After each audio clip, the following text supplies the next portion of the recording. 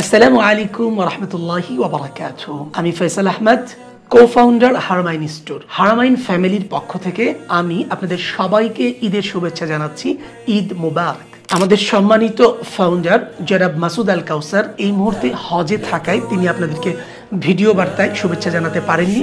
আমি তার পক্ষ থেকে আপনাদেরকে আবারও জানাচ্ছি ঈদ মুবারক। আলহামদুলিল্লাহ, গত 5 বছর যাবৎ হারামাইন পরিবার আপনাদের সাথে রয়েছে। আমরা সৌদি আরবের অথেন্টিক সব ইসলামিক প্রোডাক্টগুলো নিয়ে কাজ করছি গত 5 বছর যাবৎ। আলহামদুলিল্লাহ, কোরবানি ঈদ আসলে আমরা বেশ কিছু বিষয় লক্ষ্য করি যে দেখা যায় যে আমাদের পরিষ্কার পরিচ্ছন্নতার একটা বড় দিক কিন্তু থেকে যায়। এটা আমাদের উৎসব। এই যে আনন্দটা আমরা ভাগাভাগি করে নিই সবাই মিলে, ছোট বড় সবাই কিন্তু আমাদের এই কোরবানিতে পার্টিসিপেট করি, কিন্তু দেখা যায় যে অনেক সময় আমাদের ময়লাগুলো থেকে যায় যা অন্যদের কষ্টের কারণ হয়ে দাঁড়ায়। এই বিষয়টা আমাদের স্পেশালি খেয়াল রাখা উচিত। আমাদের জবেহকৃত পশুর যে অতিরিক্ত আবর্জনা বা ময়লা রয়েছে সেগুলো ভালোভাবে আমাদের পরিষ্কার করা উচিত এবং যেগুলো দুর্গন্ধ থেকে যায় সেখানে দুর্গন্ধ নাশক কোনো কিছু সেখানে ব্যবহার করা উচিত। আরেকটা জিনিস আমি বলতে চাই যে এই কোরবানিটা কিন্তু একই সাথে আমাদের ধর্মীয় উৎসব এবং আমাদের সাংস্কৃতিক লড়াই। কারণ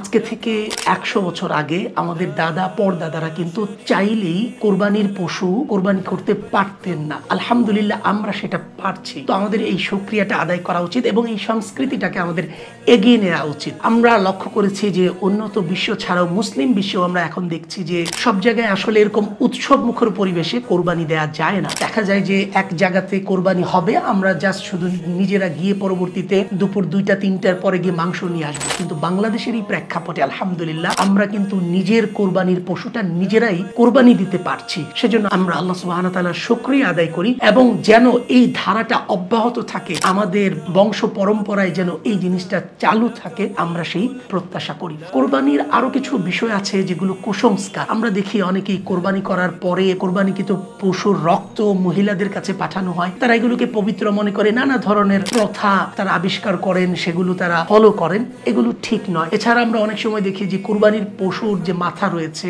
সেটার একটা অংশ ঝুলিয়ে রাখা হয়। এটাও এক ধরনের কুসংস্কার। যেহেতু এটা ইবাদত, আমরা একমাত্র আল্লাহ সুবহানাহু ওয়া তাআলার সন্তুষ্টির জন্যই কিন্তু কোরবানি দিচ্ছি। সুতরাং এই ধরনের কুসংস্কার কুপ্রথা থেকে আমাদেরকে অবশ্যই বেঁচে থাকা উচিত। আবারও সবাইকে ঈদের শুভেচ্ছা জানিয়ে বিদায় নিচ্ছি।